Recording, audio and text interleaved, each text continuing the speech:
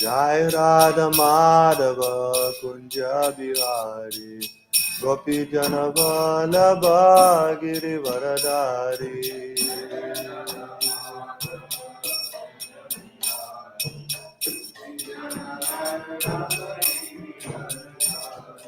Jai Radha Madhava Kunja Bihari Gopi Jana Vallabha Giri Varadari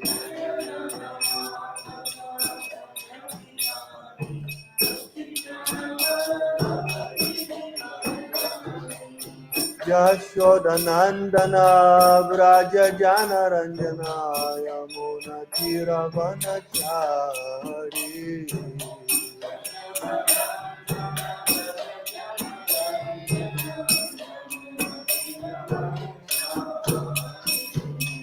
Yashodanandana Vraja Jana Ranjana Yamuna Tiravanachari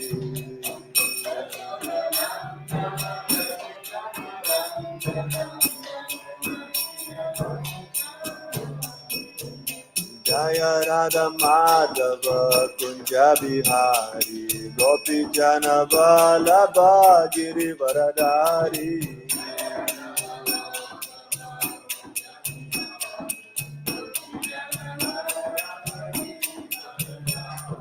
Jaya Radha Madhava Kunja Bihari Gopi Jana Vallabha Giri Varadari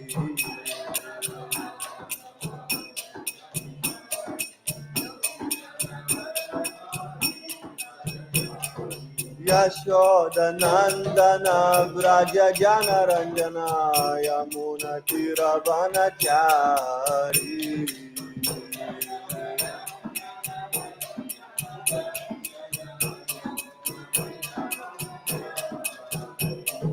Yashodanandana Vraja Jana Ranjana Yamuna Tiravanachari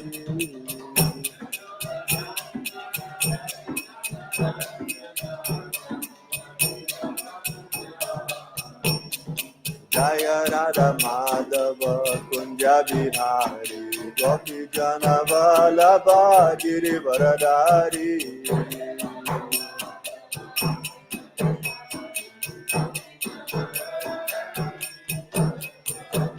Jaya Radha Madhava Kunja Bihari Gopi Jana Vallabha Giri Varadari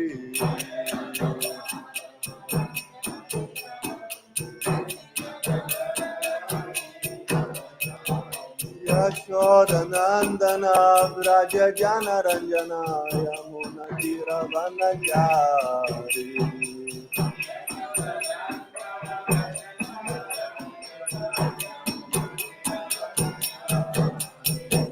Yashodanandana Vraja Jana Ranjana Yamuna Tiravanachari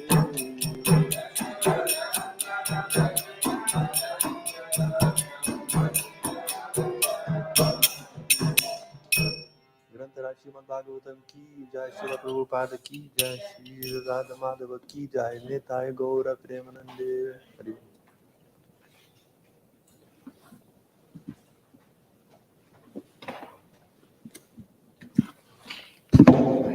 Hare Krishna, Hare Krishna, Krishna.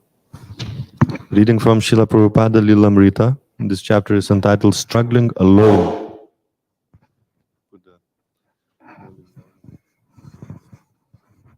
Hare Krishna, Hare Krishna, Krishna. Bhaktivedanta Swami spoke to various groups in the community, including the Lions Club.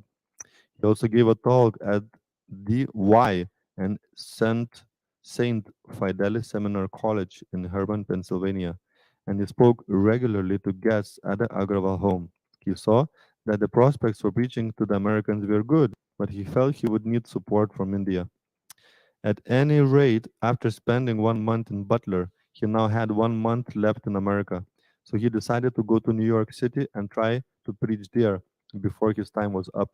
But first, he wanted to visit Philadelphia, where he had arranged a meeting with his Sanskrit professor, Dr. Norman Brown, at the University of Pennsylvania.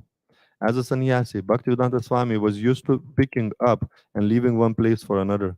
As a mendicant preacher, he had no remorse about leaving behind the quiet life of the Butler YMCA, and he had no attachment for the domestic habitat where he would cook and talk with Sally Agarwal about vacuum cleaners, frozen food, and American ways.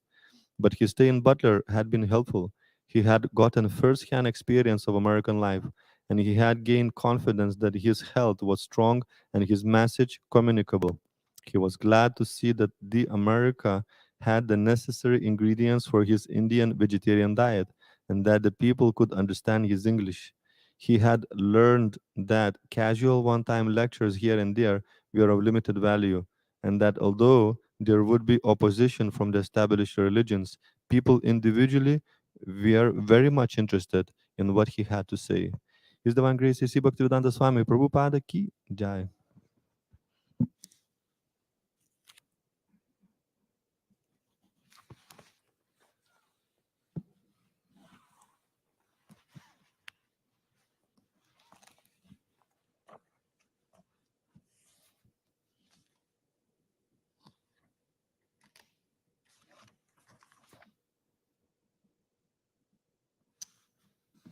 Om Namo Bhagavate Vasudevaya. Om Namo Bhagavate Vasudevaya. Om Namo Bhagavate Vasudevaya.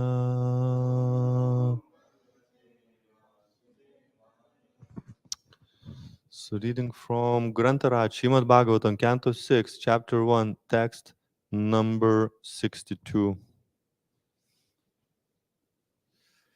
Stambayan Atmanatmanam Stambayam Atmanatmanam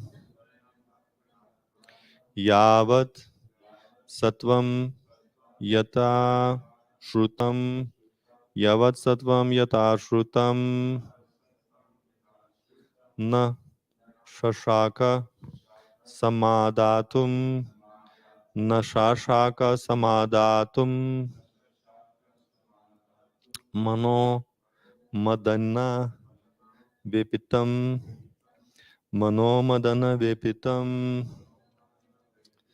Stambayam Atmanatmanam Yavat Satvam Yata Shrutam Nashashaka Samadatum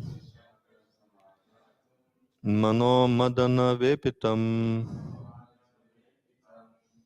Bolo. Stambayam Atmanatmanam Yavat Satvam Yata Shrutam Nashashaka Samadatum Mano Madana Vepitam. Stambayam Atmanatmanam Yavat Satvam Yata Shrutam Nashashaka Samadatum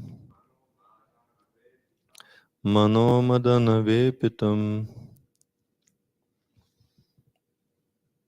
Vaishnavis. Stambayam Atmanatmanam Yavat Satvam Yata Shrutam Nashashaka Samadatum Mano Madana Vepitam. Stambayan, trying to control. Atmana, by the intelligence. Atmanam, the mind. Yavat Sattvam, as far as possible for him.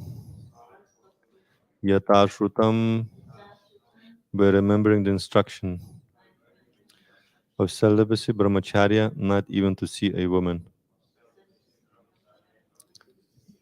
Na, not. Shashaka was able. Samadatum, to restrain. Manaha, the mind. Madana Vepitam, agitated by Cupid or lusty desire. Translation and purport by His Divine Grace A.C. Bhaktivedanta Swami Prabhupada Ki Jai. As far as possible, he patiently tried to remember the instructions of the Shastras, not even to see a woman.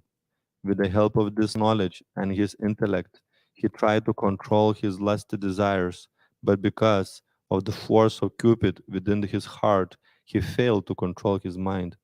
Purport. Unless one is very strong in knowledge, patience, and proper bodily, mental, and intellectual behavior, controlling one's lusty desires is extremely difficult. Thus, after seeing a man embracing a young woman and practically doing everything required for sex life, even a fully qualified Brahmana, as described above, could not control his lusty desires and restrain himself from pursuing them. Because of the force of materialistic life, to maintain self control is extremely difficult unless one is specifically under the protection of the Supreme Personality of Godhead through devotional service.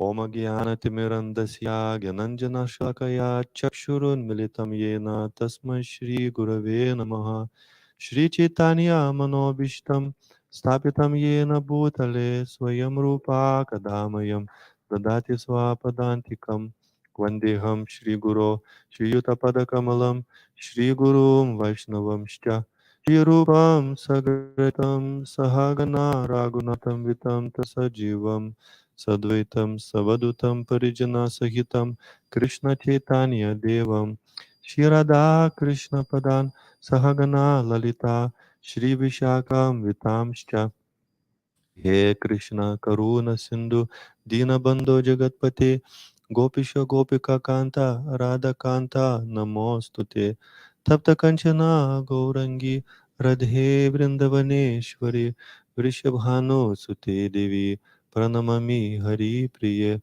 Vanchakalpatarubhyascha Kripa Sindhubhya Evacha Patitanam Pavanebhyo Vaishnavebhyo Namo Namaha Jai Shri Krishna Chaitanya Prabhu Nityananda Shri Advaita Gadadhar Shri Vasadi Gaura Bhakta Vrinda Hare Krishna Krishna Krishna Hare Hare Hare Rama Rama Rama Hare Hare Mukam karoti vachalam pangum langaiti girim yat kripata Muhammadya Shri Gurum Dina Taranam. By the mercy of spiritual master, blind man can see the stars, lame man can cross the mountains, and dumb man can speak eloquently. I therefore offer my respectful obeisances on the lotus feet of my spiritual master. Nama Vishnu Padaya Krishna Prishtai Bhutale Shrimati Radhanath Swami Nitinamani Nama Om Vishnu Padaya Krishna Prishtai Bhutale Shrimati Bhakti Vedanta Swami Nitinamani Namaste Saraswati Devi Gauravani Pracharini Nirvishesha Shunyavadi Pashyati Dishita.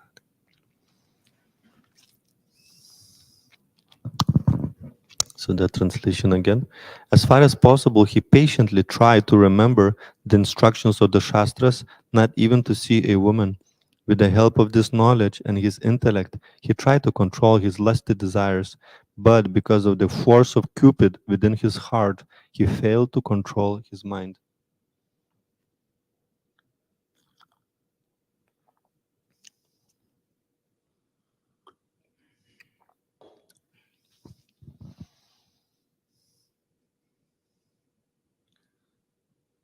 So in original constitutional position, the living entity is mad after Krishna.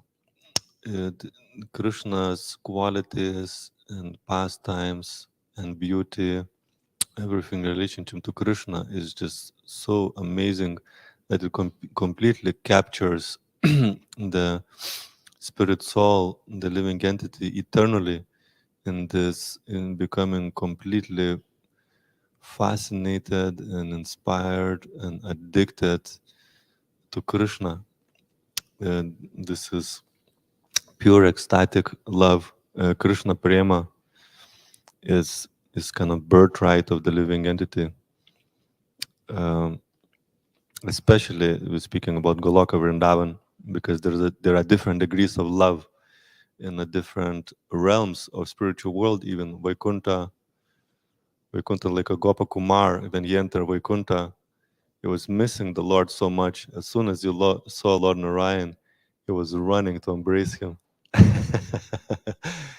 and the Vaikuntha Vasis had to stop him. Said, "What you doing? You don't embrace Lord Narayan. You're not supposed to." Imagine, like entering Buckingham Palace and running to embrace the Queen.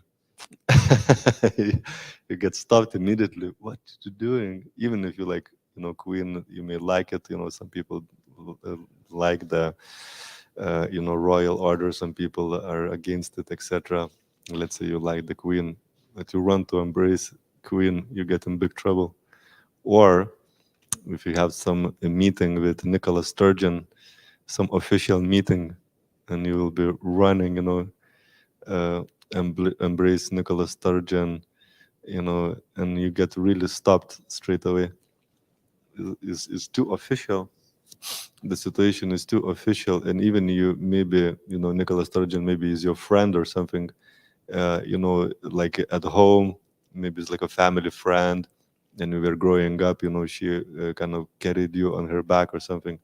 But in official in official situations, you can't even express that. You're restrained by the formality of the situation. However, in Goloka Vrindavan, the things are so wonderful that Krishna and the residents of Vrindavan just puts all that aside, all the formalities. And in order to do that, this is Yoga Maya potency is acting of Krishna in such a way to make you forget this official position of Krishna and become overwhelmed by his beauty as a friend, as a child, as a lover, or as a master. But even the master relationship is very much, very, very personal. There is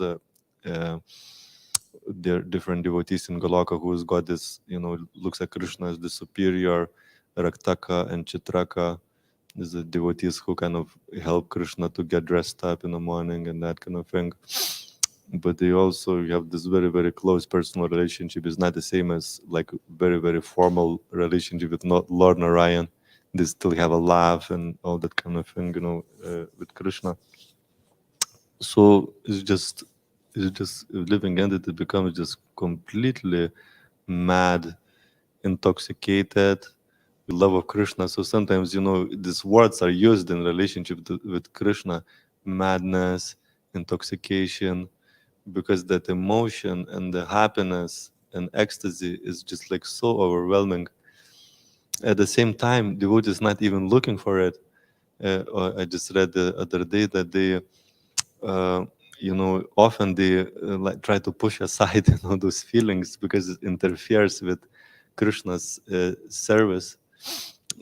So this Daruka, he was fanning Krishna, and he was like in ecstasy. His body was shaking, was tears flowing from his eyes, and he was condemning this ecstatic feelings because the fan was shaking and he couldn't do it properly. So they're not bothered about those ecstatic feelings. However, Krishna is so grateful. Whoever wants to serve him unconditionally without expecting anything in return, out of this unlimited gratitude, he feels I cannot even repay these people. And he knows that even the ecstasy he cannot repay. He tries to repay with ecstasy. Is described that the feeling that some of the devotees in Goloka Vrindavan they get is like a 10 million times more happiness than Krishna himself experiences. Krishna is so grateful, and he wants somehow repay, but they're not even interested in that happiness. So therefore, Krishna feels I cannot repay these people because they're not interested in their happiness. Even the happiness they experience is practically higher than Krishna. They don't want it. So Krishna says the only reward that actually, and even I cannot repay you. The only reward that to some extent is able to repay you is the service, that the opportunity for rendering service. So even if you have this whole relationship with Krishna, the service attitude is there, the desire to please Krishna unconditionally, without expecting absolutely anything in return. Just like in Lord Chaitanya's prayer, that 8 6 verses. In the last verse, he says, "Even if you handle me roughly, you are my always, you're my worshipful Lord unconditionally." Even if you handle me roughly, anybody handles us roughly in this material world, that immediately the relationship starts struggling, even if it is so-called love. Maybe they are between relatives or some partners and etc. As soon as there is a rough handling, immediately relationship struggles. But in relationship with Krishna, even if you handle me roughly, you are my worshipful Lord unconditionally. Shishikaudanitaya Maya Purushashiki. Jai.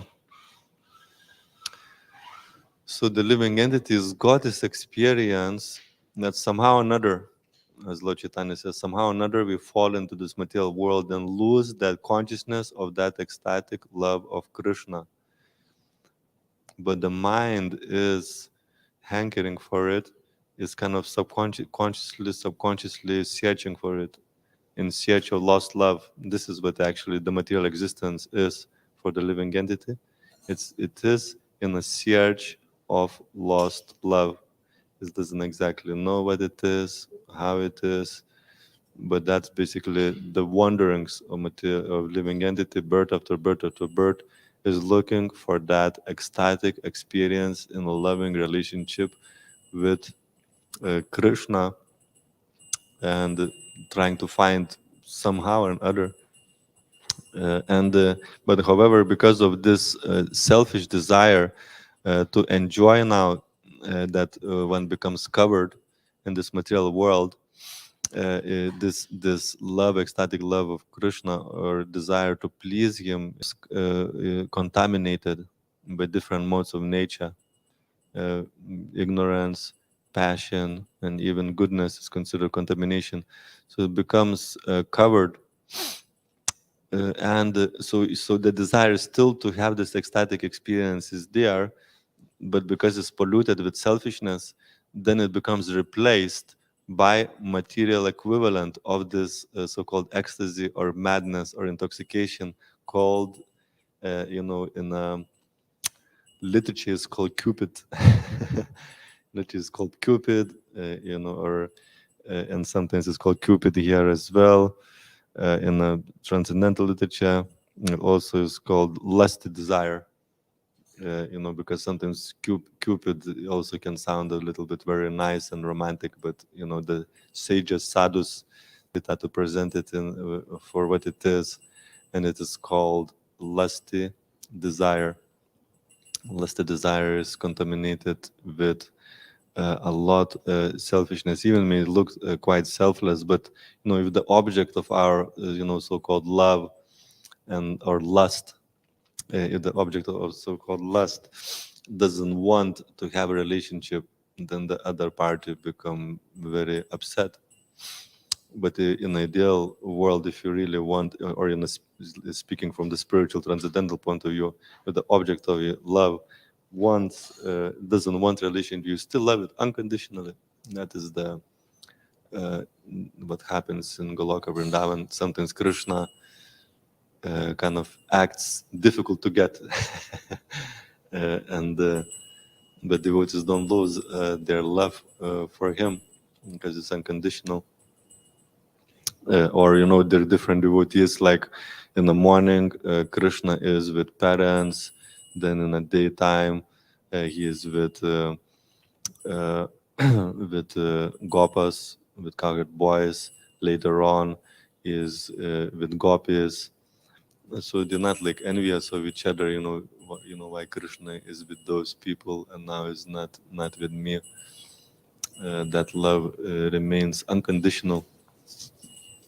So here in this material world, this influence of lust and Cupid is definitely, is compared like iron and gold.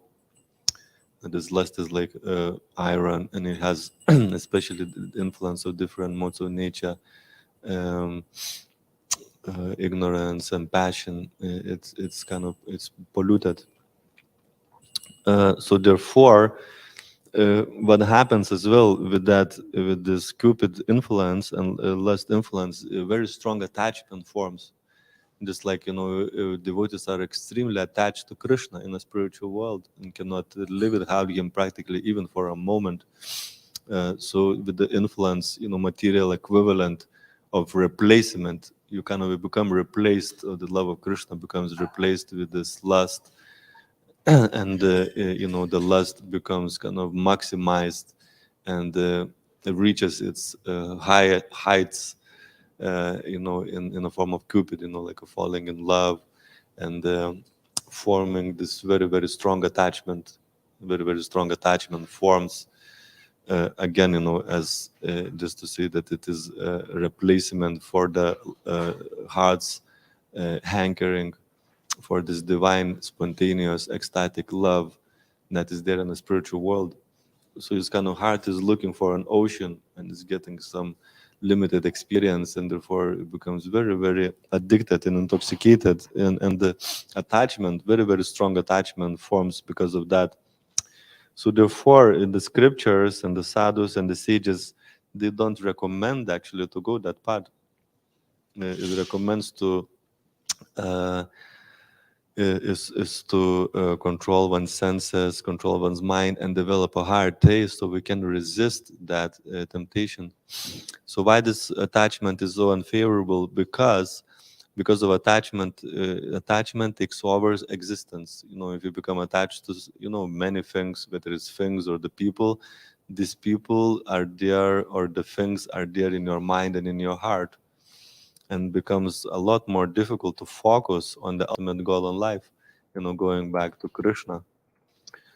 So then there's this whole facilitation. The whole Vedic system is practically to help you to deal with attachment, that and especially attachment to opposite sex or the same sex, uh, as is more common nowadays, is to help you to handle that situation. And we can see that if one is not careful, if one is not able to handle it properly, and lacks of higher taste, and lacks of spiritual practices, maybe not so sufficiently deep and strong, then even this very, very pious person, Brahmana Ajamil, he became affected by this so strongly. This attachment just formed so quickly, he become completely distracted, totally, completely distracted from spiritual life. He was a young lad. He was a young lad. Anybody knows how old he was around this time? He already was married, so it probably was in the mid-20s or something. Let's say it was in the mid-20s or so. So until 88 years old, so for 60 years, he lost connection with spiritual life, completely overwhelmed by lust. Is such a powerful force, and the attachment that can force can form is like a force is called because of force of Cupid. So that force can become so strong that one can act, and you can see people do people do act, when they fall in love, act out of norm. You see in the films or in the reality, in various people have practical experience of this, act very out of norm in the ways that we would not normally act, sometimes in completely silly ways, or silly, even call it, if you call it silly, that's like just using a nice language. It can be a lot worse than silly, uh, and all that kind of thing.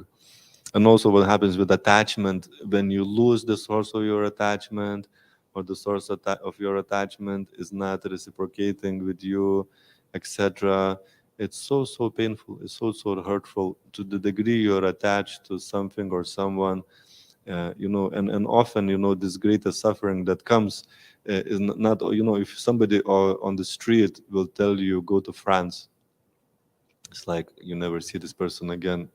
You may get a bit offended and then maybe snap it back and say, go to France yourself or something, and then you never see them again. But imagine, a person that is very dear to you uses, harsh language or says something, strong and etc. It hurts more than anything else because of that attachment. Speaking about attachment, children, the other day I was speaking with this one devotee was saying, how children, this devotee's children has got now 16 years old, one of them, and etc. You just kind of growing up, becoming adult, and this devotee was saying that I'm still gonna see this child as my small little kid, and I'll be worrying about this kid and really worrying about what is it like. And like I'm now 40, will be 42 years old this year, and my mother is still, like worried. Do you have socks? Do you have hat on? Are you not sick? All that kind of stuff. And so you can see it's a very very strong attachment, and with that attachment, you end up thinking about the object of your attachment. A lot. It takes up your existence a lot. So therefore, um, the Vedic system, it tries to create an environment, a habitat, a situation, and a culture that helps you to protect you from, like, for example, developing this very very strong attachment. And of course, in a family life, the attachment has to be there. Sometimes devotees, in the name of Krishna consciousness, in the name of detachment, acted very cold and callous, to the family. So some attachment, it has to be there. But if you follow Cupid, and the attachment forms very excessive, very very strong and excessive attachment. If you fall in love or something, if you, as happened, overwhelmed by lust for Ajamil, you can, technically speaking, you actually fall in love with this prostitute. And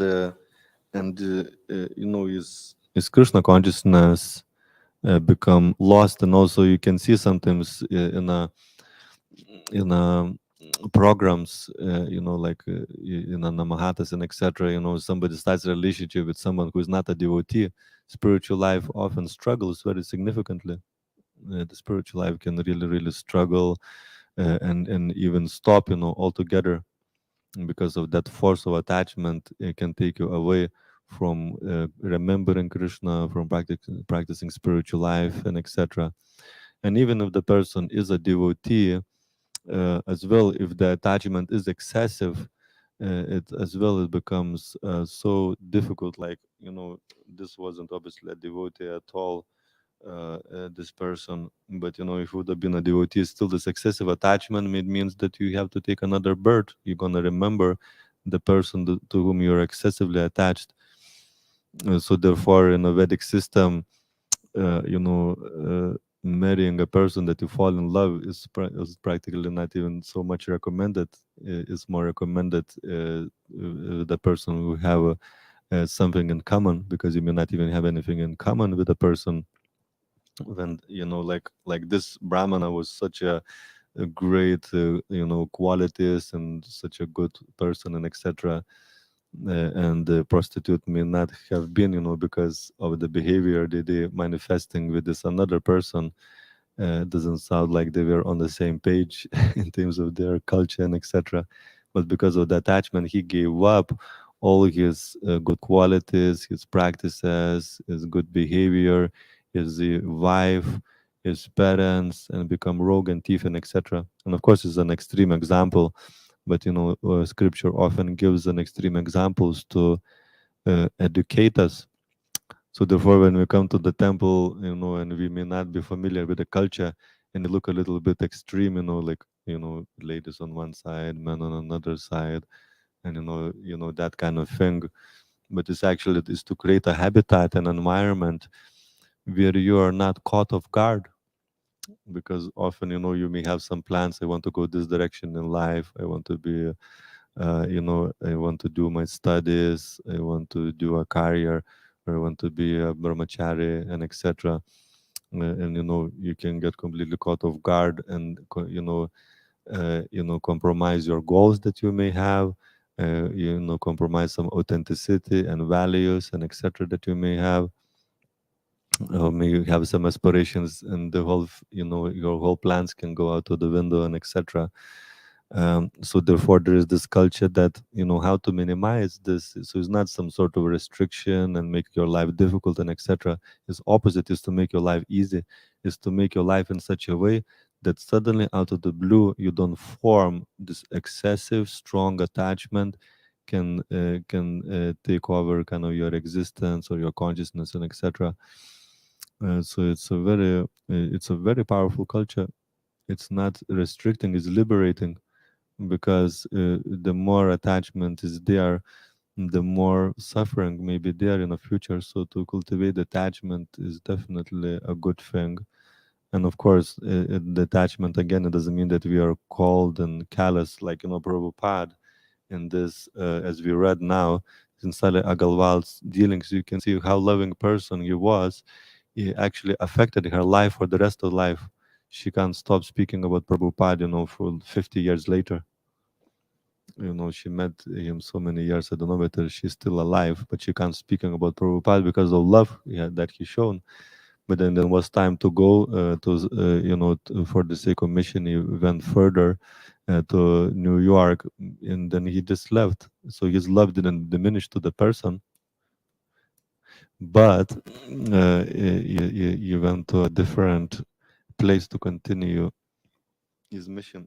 So there is so many things that are there in Krishna consciousness we shouldn't see as restricting. We should see it as liberating. This culture is to help us to create a habitat and situations where we don't become excessively attached. And some attachment has to be there, and then actually it is good to become attached to devotees. But and the excessive attachment is meant for Krishna. The excessive attachment can be on a material plane and material platform, but you want to transfer this excessive attachment is meant for Krishna, and that will never disappoint us. That will never let us down. This attachment transfer to Krishna, it will take us back to Goloka Vrindavan. But we have excessive attachment at the time of death to anything material or anyone here. That means another birth and another cycle of struggle through this existence, falling in love again, or following the lust.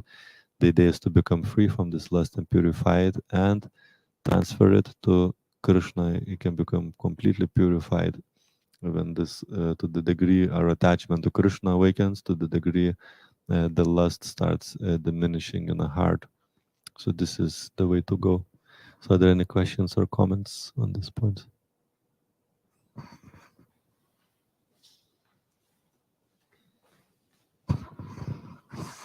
Thank you.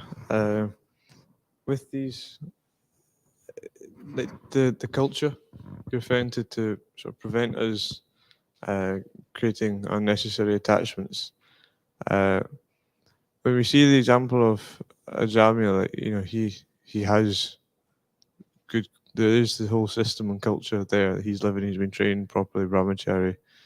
But still, it can never be perfect. Like he's this prostitute, and so even more so for us, like no matter how hard we try to enforce a certain culture to protect us, it's never actually going to be complete because there's just so many distractions and whatnot coming from whenever you go into the city or you go on your phone or so if there's always the opportunity of of seeing something we shouldn't, then what's the point of this culture?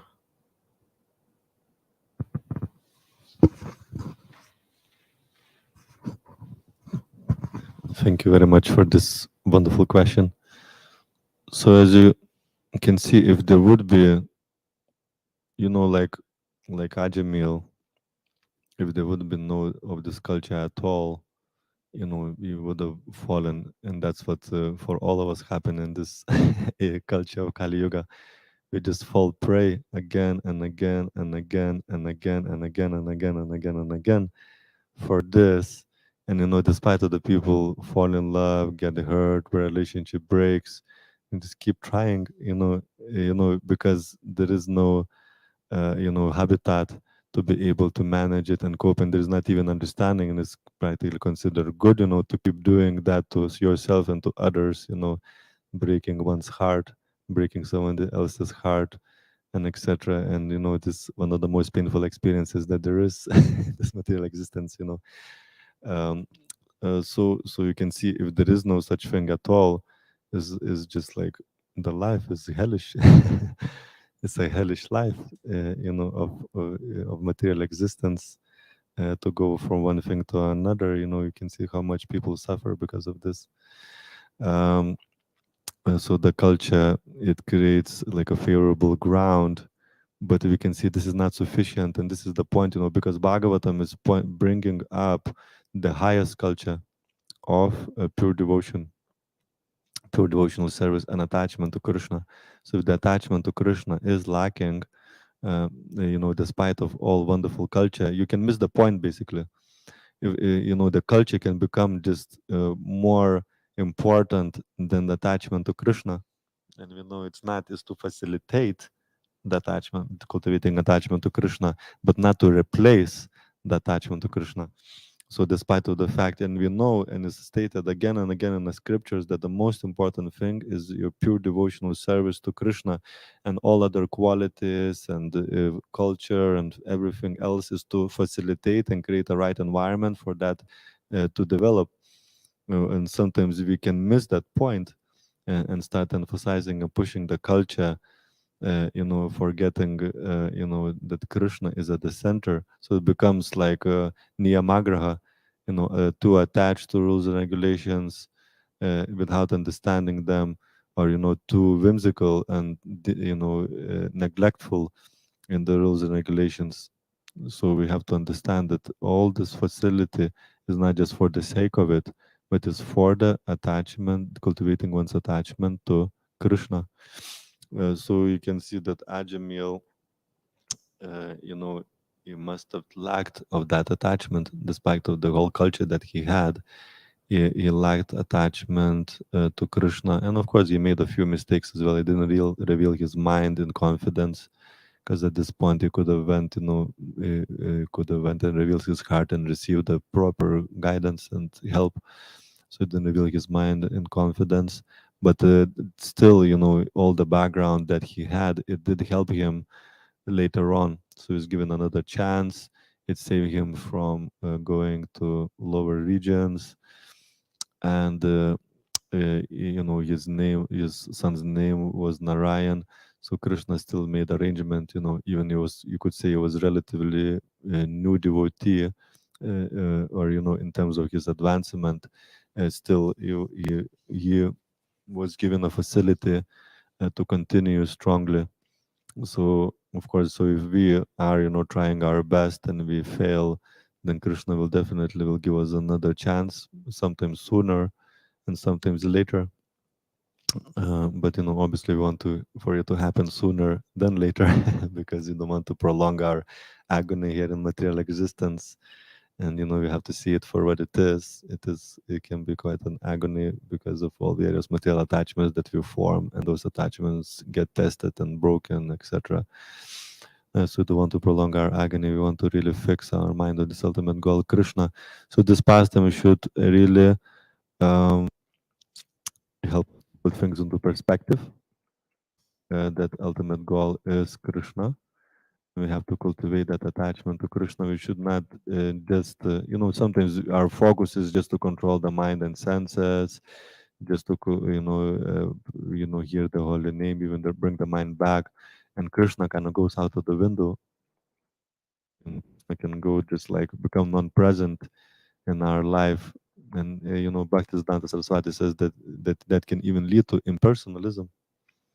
If especially after 15, 20 years of practicing Krishna consciousness, if you are not trying to consciously cultivating your relationship with Krishna, all those good things that you are trying to do may actually turn into impersonalism because Krishna is not in your life. So therefore, this is very significant. And Prabhupada did it from very beginning. He taught us, of course, to control the mind and follow the culture and etc. But from very beginning, he's saying, your goal of life is to love Krishna, and these things are meant to help you on your way to Krishna, not to replace Krishna in your life. It can happen almost unconsciously and subconsciously because you start living this nice way of life and everything is better and etc. But the attachment to Krishna might be lacking. So therefore, this should teach us. We have to really, really, not throw Krishna out of the window. And of course, you may not in the beginning feel because of envy and material contamination. You may not be so attracted to Krishna to begin with. We spoke how wonderful he is, but we may have this competitive mentality. So obviously, we have to handle and go through the various stages, Sankirtan movement, sharing Krishna consciousness, preaching, etc., to purify us and remove those kind of competitive feelings towards Krishna. But as they diminish, then we should then start increasing our attachment to Krishna. When we, start see, not have such inimical feelings to Krishna, so you start, cultivate attachment to Him, and that will protect us even if those tests may come. Then if our attachment to Krishna is becoming stronger, and then we will be able to cope with it and handle it a lot better than Ajamil, despite of the fact that he was very, very, you know pious. It is described that you may be in pious detachment to Krishna, although generally it appears in the later stages, but still it can appear in any stage. It can appear in any stage. This genuine attraction to Krishna, even in anartha nivritin, can manifest, although at least to small extent. Although strong, powerful attachment comes later on, but even anartha nivriti, you will have some. You like the deities, you like the holy name, and you like Krishna book. That can be there for sure, and that will help as well. So stop here. Srila Prabhupada ki jai, Grantharaj Srimad Bhagavatam ki jai, Nitai Gaura Premanande, Gaura Bhakta Vrinda ki jai.